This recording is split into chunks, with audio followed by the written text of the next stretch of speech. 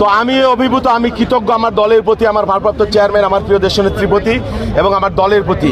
সর্বোপরি আমার 4 আসনের জনগণ এবং নেতারা আমার পাশে এই বিগত 9 মাস সবসময় ছিল এবং তারা আজকে অনেকে উচ্ছ্বসিত।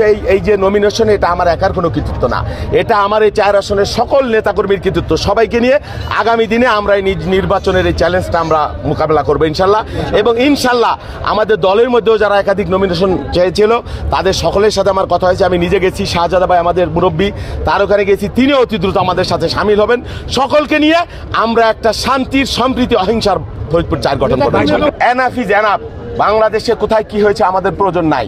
এই ভাঙ্গায় মতের কারণে, ধর্মের কারণে কেউ একজন মানুষ নিগৃহীত হতে পারবে না, এটা আমি মেনে নেব না। Zero tolerance.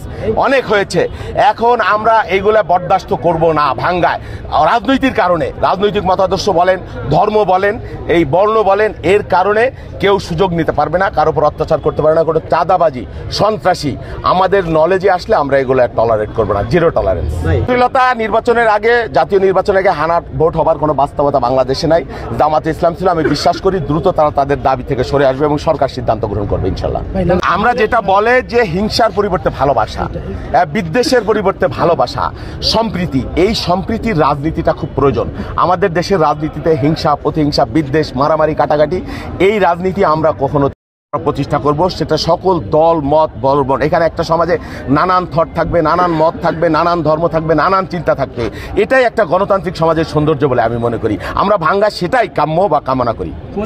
পক্ষ বলে কোনো কথা নেই। এখানে যারা নির্বাচন করছে প্রত্যেকেই গণতান্ত্রিক সংগ্রামের একজন যাত্রী এবং এরা প্রত্যেকেই ভালো প্রার্থী। আমি মনে করি প্রত্যেকেরই নির্বাচন করবার যোগ্যতা আছে, দক্ষতা আছে। এর মধ্যে থেকে আমাদের যারা ভোটার তারা যাকে ভালো মনে করবে বেছে নেবে, সেটাই হবে এবং সেটাই হবে গণতন্ত্রের বিজয়। আর